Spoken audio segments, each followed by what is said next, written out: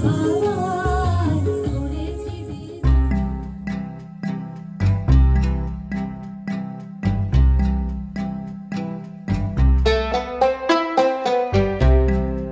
এই দিনটি আসলে প্রতিটা বাঙালির জন্য একটা উৎসব। তো আজকের এই দিনটির জন্য আমরা প্রতি বছর ওয়েট করে থাকি। তো এই বছর আমরা প্রোগ্রাম করতে পেরে আমাদের খুবই ভালো লাগছে। ভাবতে পারিনি যে এই বছর আমরা প্রোগ্রাম করতে পারবো।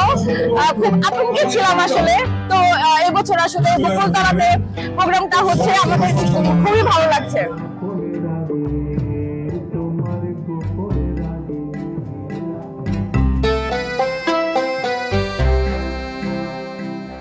ভালোবাসার সমস্ত মাখামাখি চলছে।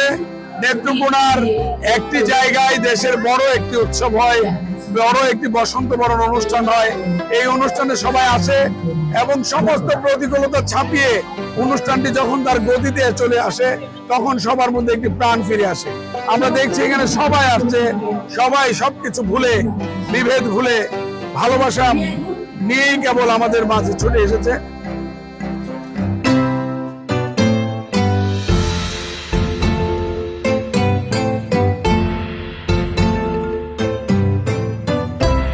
বর্তমানে যে সরকার ক্ষমতায় আসছে, আমরাও তাদের কাছে আশা করব আমরা শিল্পীরা যেন সুস্থ সুন্দরভাবে এই দিনগুলো আয়োজন করতে পারি, আমরা এগুলোতে উদযাপন করতে পারি। আমরা আনন্দের সাথে বাঁচতে চাই। আমরা শিল্পীরা চাই যে আমাদের স্বাধীনতা থাকবে।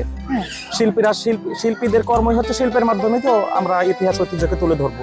এই যে বসন্ত বরণের দিন আজকে, এই দিনটা আমাদের জন্য, নেত্রকোনার জন্য এই বকুলতলায় খুবই সুন্দরভাবে আমরা উদযাপন করে থাকি। আমি চাই এটা যেন দীর্ঘজীবী হয়, আমরা যেন সুন্দরভাবে প্রতি বছর দিনটা করতে পারি।